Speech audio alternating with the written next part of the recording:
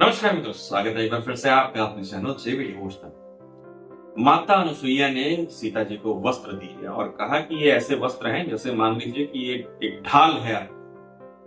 इन वस्त्रों पे कभी ये वस्त्र हमेशा आपको सुरक्षित रखेंगे, मलिन नहीं होंगे और कई उनके फीचर्स रिवील किए।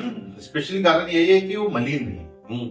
अच्छा, एक मूवी थी, एनिमेशन मूवी इनक्रेडिबल्स में एक टेलर रहती है जो स्पेशली सुपर हीरोज के कपड़े सिलती है और उनके फीचर्स के हिसाब से सिलती है कि अच्छा ये स्ट्रेचिंग वाला है तो इसके लिए जब उनका नया बेबी आता है तो वो उनकी पावर सारी ऑब्जर्व करती है कि हाँ इसमें क्या क्या क्वालिटी है, तो कौन कौन सा फैब्रिक बनाना चाहिए जो जले नहीं, भुने नहीं। अच्छी मूवी बहुत अच्छी सुपर फास्ट। उसमें जैसे ही उन्होंने वो क्लोथ उनको दिया और बताया उसके फीचर्स क्या क्या, मुझे तुरंत वही टक से बंद कर दिया मेरा। लेकिन माता अनुसुईया का जो कह सकते हैं ना अनुभव है, भाईबंध का जो उनका अनुभव है वो उन्होंने उनको बताया। राक्षसों की प्रवृत्ति क्या है उससे उन्होंने अवगत कराया कि या तो मनुष्य उनके लिए भोजन है या तो शत्रु। हमारे जैसा उनका सोच विचार है ही नहीं, कुछ भी कर सकते हैं। तो इस स्थिति में, इस परिस्थिति में जहां आपको प्रत्येक जीव से भय लगे, उस अवस्था में आपको आपके ऊपर एक आर्मर होना चाहिए, एक सुरक्षा कवच होना चाहिए। तो ये इसको सुरक्षा कवच समझ के चलिए। वैसे पिछले एपिसोड में देखें तो पिछले एपिसोड में डायरेक्टर साहब ने एक बहुत बड़ा क्वेश्चन हमारे सामने छोड़ दिया है। शत्रुघ्न जी के कान में कहा क्या गया कि पत्नी ने उन्हें क्या कहा है कि जिससे कि पूरे परिवार को प्रसन्न किया जा सकता है।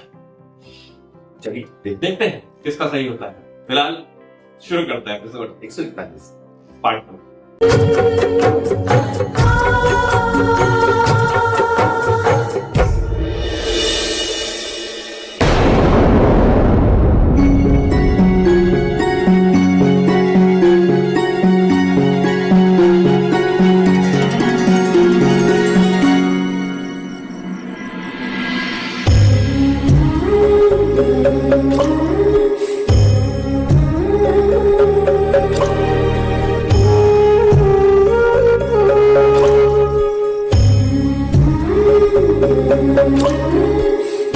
बैठिए सीते।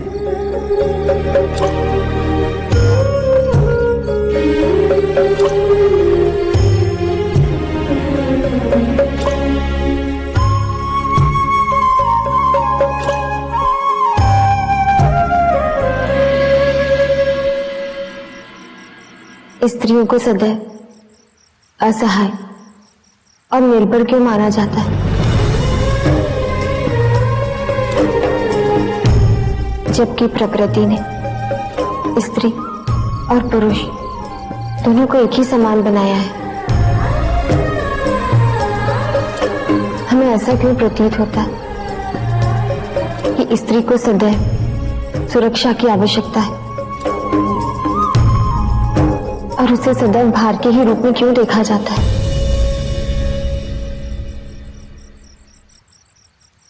आप महर्षि अत्रि की बातों से व्यथित हैं। मैं केवल महर्षि अत्रि की बात नहीं कर रही हूँ। उस दिन लक्ष्मण के भी यही विचार थे। अयोध्या से चलते समय माताओं के भी यही विचार थे। उन्हें विश्वास ही नहीं है कि एक स्त्री अपनी देखभाल करने में समर्थ है। क्यों हमने स्त्रियों को इतना दयनीय और असहाय बना दिया, जबकि मैं जानती हूँ कि मैं अपनी सुरक्षा और देखभाल करने में पूर्णतः समर्थ हूँ।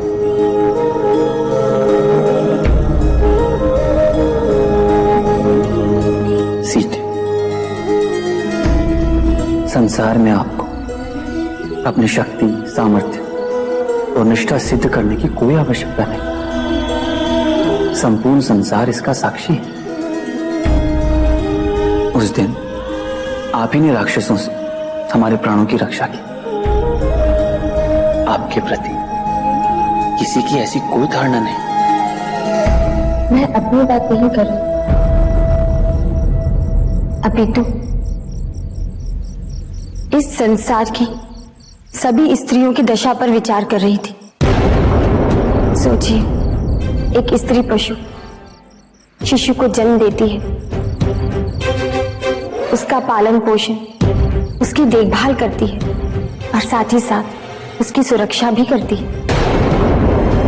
यदि कोई उसके शिशु पर आक्रमण करे तो वो शत्रु को मारने की शक्ति भी रखती है और वो किसी भी कार्य में नर पशु की सहायता नहीं लेती। वो अपने कार्य स्वयं करती है। क्यों केवल मानव समाज स्त्रियों को निम्न समझता है? इस पक्षपात का क्या आधार है?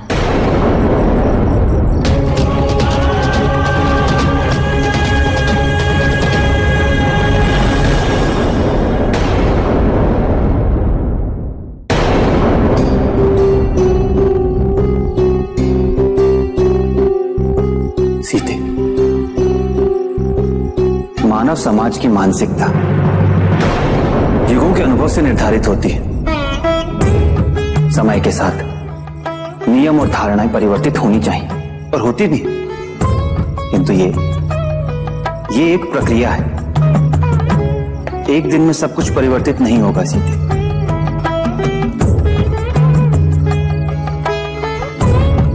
किंतु आपने एक आरंभ किया है। परिवर्तन की नींव रख दी है आपने सीते। नींव? सीते, आपने जो जीवन चुना है वो असाधारण है।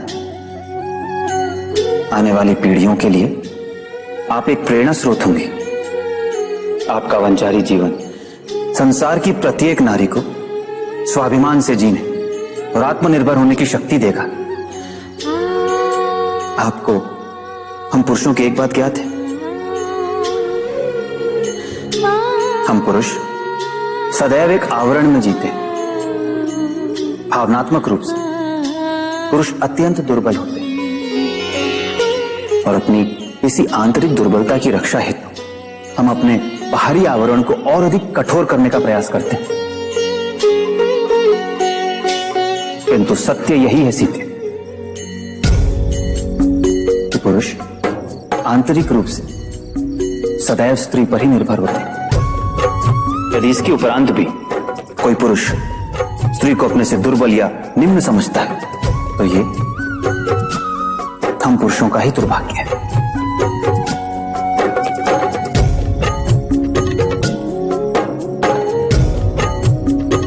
आपने सदैव मेरे विचारों को सम्मान देकर मुझे सम्मान दिया है। सीते, स्त्री पुरुष पति पत्नी का संबंध सदैव आपसी प्रेम, विश्वास और सम्मान पर आधारित होता है। यदि प्रेम और सम्मान ना हो तो दाम्पत्य जीवन में सुख, शांति और आत्मिक आनंद का होना अत्यंत दुर्लभ है।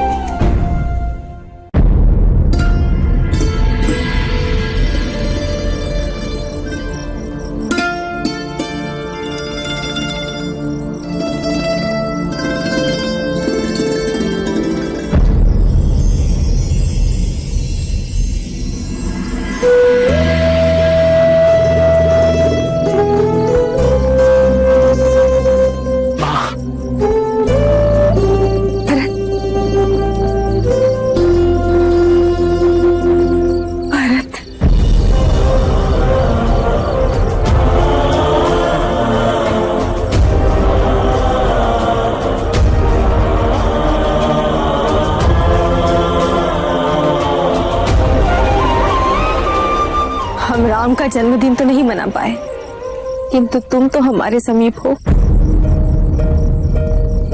तुम्हारा जन्मदिन तो मना ही सकते हैं। हाँ,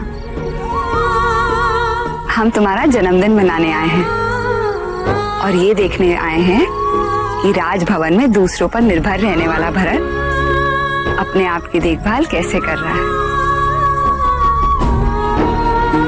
पर ये देख के मैं अत्यंत प्रसन्न हुई कि तुम अपनी निष्ठा और भक्ति से ऐसे मार्ग पे चल रहे हो जो सामान्य मनुष्य के लिए अत्यंत कठिन है।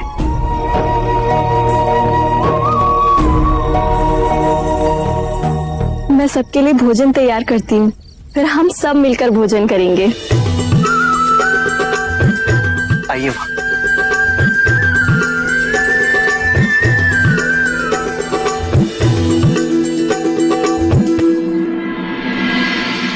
ऋषि, आप सभी के आतिथ्य और प्रेम के लिए बहुत बहुत धन्यवाद।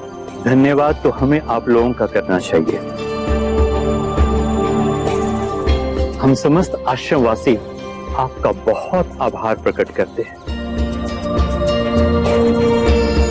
और आपकी यात्रा सफल हो इसकी मंगल कामना करते हैं। आपकी शुभकामनाओं के लिए बहुत धन्यवाद। अब हमें प्रस्थान की अनुमति दी।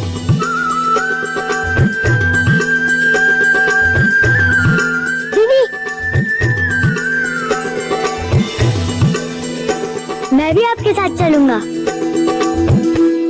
तुम्हारी माँ को तुम्हारी आवश्यकता है रघु, है ना?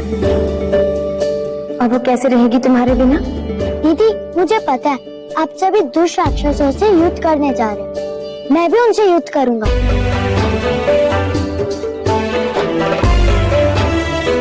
मुझे भी साथ ले चलिए। तुम तो वीर योद्धा हो।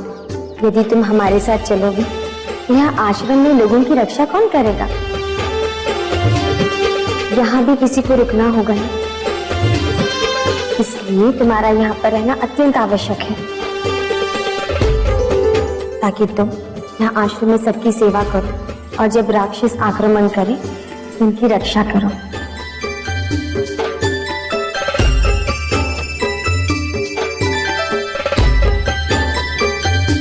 दीदी, अब सत्य कह रही है, मुझे यहीं रुककर सबकी रक्षा करनी होगी।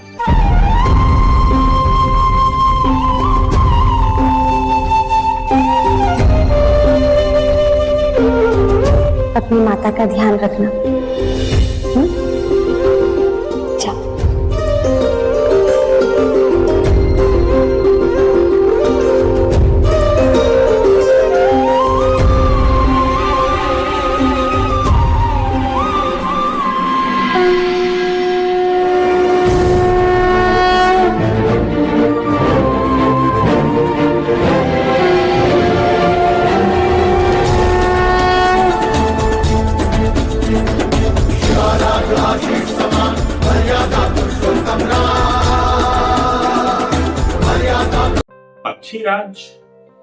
राक्षस राज, पक्षी राक्षस राज, ये सही वर्ड। इनके पास 4 ही सैनिक थे,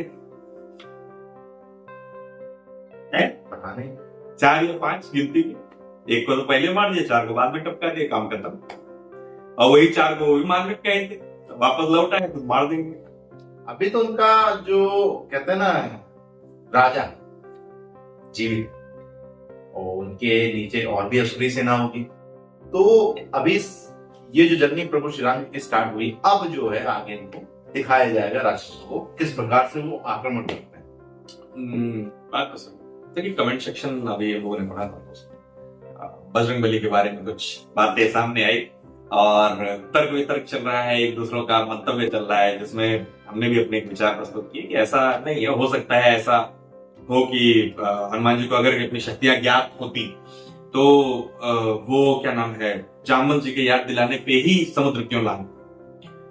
देखिए एक चीज बहुत अच्छे से हम लोगों ने सुनी है रामायण में कि जामवंत जी जब वहां पे समुद्र तट के किनारे बैठ करके सब विचार कर रहे होते हैं तो प्रत्येक व्यक्ति ये बोलता है कि मैं यहां तक जा सकता हूं, मैं एक छलांग में फलाने योजन जा सकता हूं, मैं एक छलांग में 80 योजन जा सकता हूं, मैं जा तो सकता हूं पर वापस नहीं आ सकता हूं।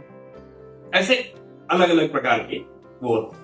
तो देखिए मेरा जो पर्सनल, ये मेरा पर्सनल है, मुझे कहीं से इसके बारे में नॉलेज नहीं है, लेकिन मैं पर्सनली जो सोचता हूं कि यदि एक व्यक्ति जो भीम का शरीर हो, इसके पास अतुलित बल हो, स्फूर्ति ऐसी कि जिसका आप अंदाजा न लगा सकते, और इतना बल इतनी शक्ति होने के बाद, एक भीम का शरीर होने के बाद, क्या वो 2 व्यक्तियों को कंधे पे नहीं बैठा सकता?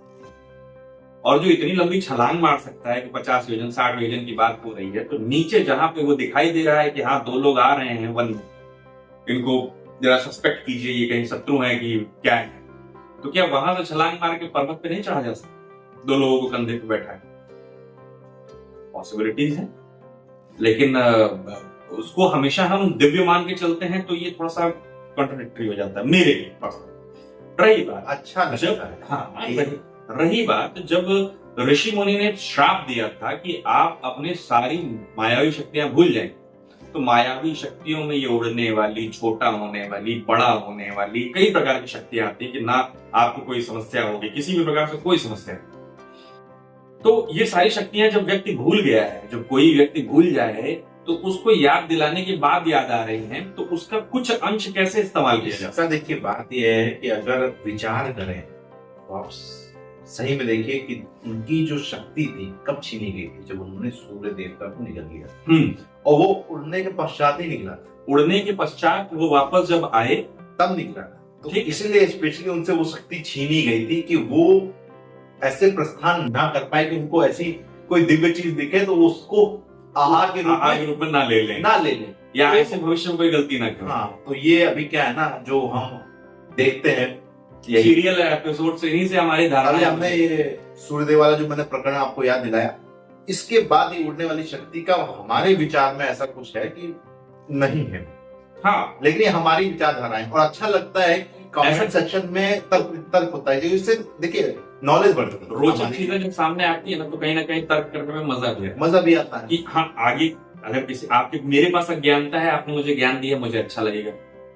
आपके पास अगर कोई ज्ञान शेष रह गया है, कोई कहीं पे कोई ब्लॉक जो है वो मिसिंग हो रहा है और वो मेरे द्वारा दे दिया गया तो आपको अच्छा लगेगा। तो फिलहाल ये तो कंफर्म हो गया कि कान में कहा क्या गया था। ठीक है, जन्म दिवस मनाने गए हैं भरत जी का और बढ़िया पूरे समस्त परिवार वहां पहुंच गया, लेकिन उनकी जो माता है, माता कैकेयी, वो वहां पे उपस्थित नहीं है। चलिए फिलहाल इस एपिसोड को करते हैं यहीं समाप्त। दक्षिण की यात्रा शुरू करने जा रहे हैं प्रभु श्री राम जी। नए एपिसोड के साथ हम भी शुरू करेंगे। तब तक के लिए राधे राधे।